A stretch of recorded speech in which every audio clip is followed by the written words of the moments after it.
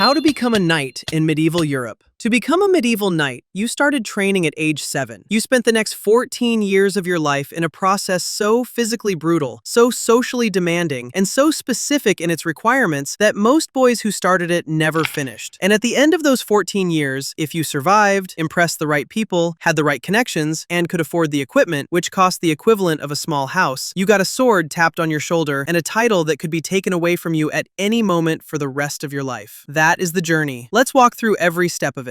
Age 7 to 14. It starts when you are 7 years old, and it starts with your parents sending you away. To become a knight, you could not be trained at home. You had to be sent to the household of a lord, ideally a powerful one, ideally a knight himself, to begin your training as a page. This was not a boarding school situation. This was not summer camp. You left your family's home, possibly never to live there again, and went to live as a servant in someone else's castle at 7 years old. And as a page, your life was essentially one long lesson in everything at once. You learned to ride horses, not just sit on them, actually control them, which is harder than it sounds and takes years. You learned to use basic weapons, wooden swords at first, then real ones as you got older and stronger. You learned music, because a knight was expected to be cultured. You learned dancing, because a knight was expected to be socially functional at court. You learned basic reading and writing, because a knight needed to understand orders and contracts. You learned the rules of heraldry, the complex visual language of coats of arms and family symbols that identified knights and noble houses. And you did all of this while also serving the lord's household, carrying food, helping at the table, running messages, cleaning things. The page was at the absolute bottom of the castle hierarchy. Everyone above you could give you orders. You had no status, no rank. You were a child in someone else's home, learning everything from scratch and doing the lowest jobs while you learned. And that was the deal. That was the beginning. 7 years of it before the next stage even started. The Squire, age 14 to 21. If you made it through 7 years as a page, and not everyone did, some boys went home, some died from illness or accidents, some simply weren't good enough. You became a squire at around age 14. And this is where things got significantly more serious. As a squire, you were assigned to a specific knight, your knight, and your job was to serve him completely. You maintained his armor, and medieval plate armor had hundreds of individual pieces that needed to be kept clean, rust-free, and properly fitted. You cared for his horses. You carried his weapons and shield into battle. You helped him put his armor on before a fight, which could take up to an hour and required 2 people. And when the fighting started, you followed him onto the battlefield. Let me be clear about that last part. As a squire, you went to war. You were not sitting safely behind the lines. You were on the field, lightly armed, watching your knight fight, ready to bring him a fresh horse if his was killed, ready to help him if he fell, ready to pull him out of danger if he was wounded. Squires died in battle, regularly. The squire years were not a classroom. They were an apprenticeship conducted in some of the most dangerous environments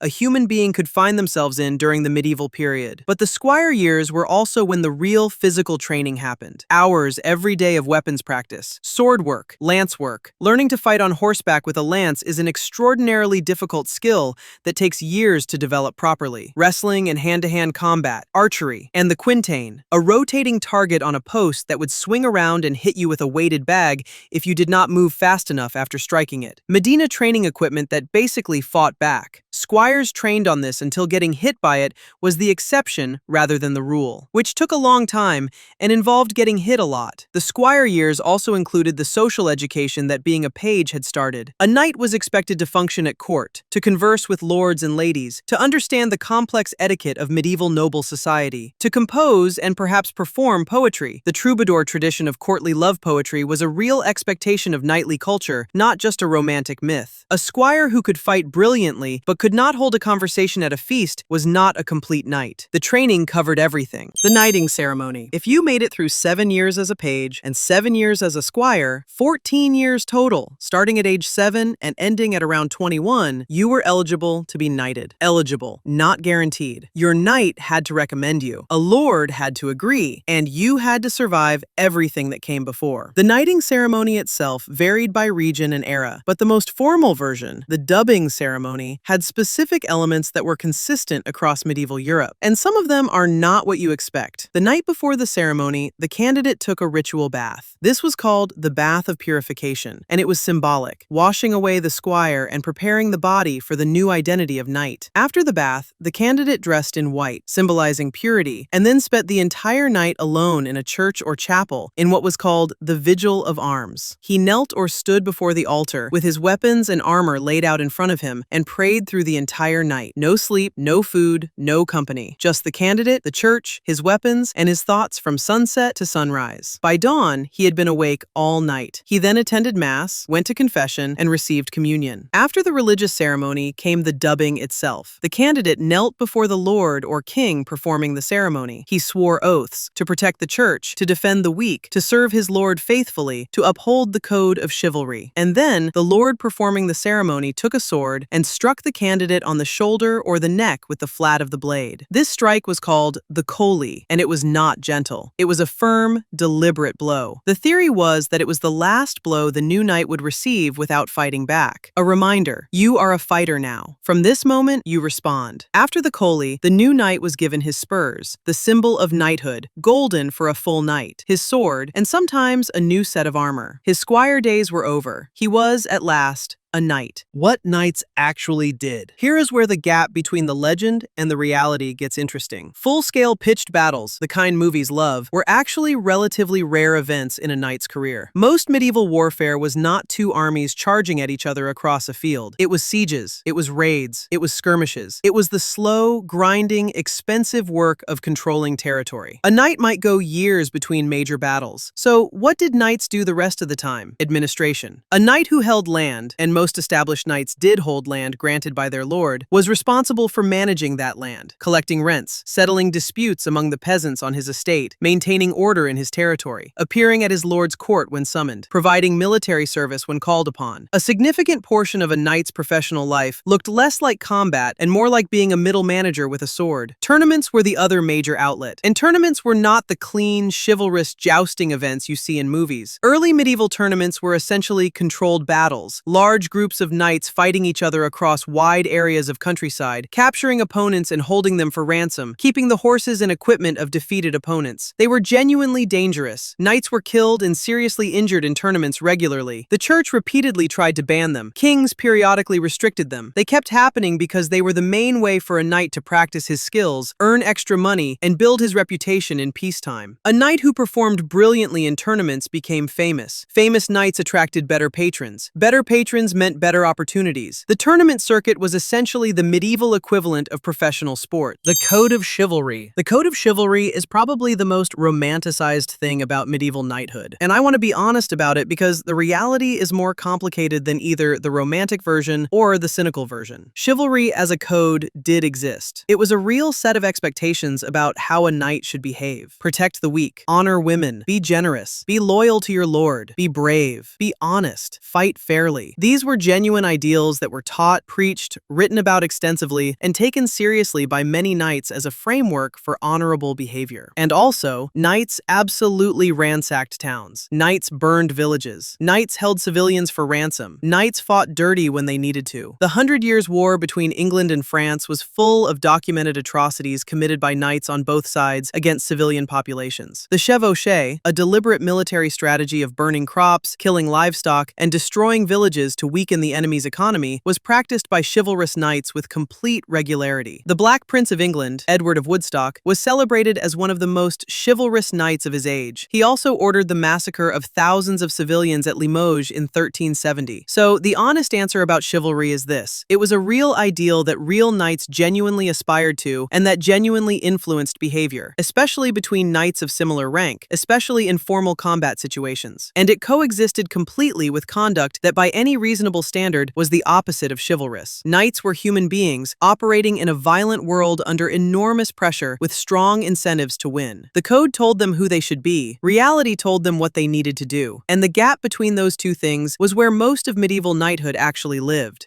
how you could lose it all. Last part. And this one I find genuinely fascinating because it shows how seriously medieval society took the status of knighthood. Seriously enough to have a formal process for taking it away. A knight who was found guilty of serious offenses, cowardice in battle, betraying his lord, serious crimes, breaking his oath, could be formally degraded, stripped of his knighthood in a public ceremony designed to be as humiliating as the original dubbing was honorable. The degradation ceremony was essentially the knighting ceremony run in reverse. The knight was brought before an assembly. His spurs were cut from his heels, sometimes with a cook's knife, specifically chosen as an insult because a cook was considered a low-status servant. His sword was broken. His shield, if he had a coat of arms, was turned upside down, a symbol of disgrace. His armor was removed piece by piece. And then, in some recorded cases, he was literally lowered from a window in a basket like refuse being thrown out, or dragged backward out of the hall, or had water poured over his head as a reversal of the purification bath. You could spend your entire childhood and adolescence earning something, and lose it in an afternoon. So here's the full picture. You started at 7, left your family, and spent 14 years as a page and squire, training daily, following a knight into real battles, then the vigil, the sword to the neck, the oaths, the spurs. After that, you spent your career managing land, riding tournaments, occasionally going to war, chasing a code of honor that was genuinely noble and genuinely impossible to follow perfectly. All of it able to vanish in an afternoon. If becoming a knight sounds both incredible and terrible, like and subscribe to Wait What? More of these coming. Drop a comment with which civilization you want next. And as always, wait what?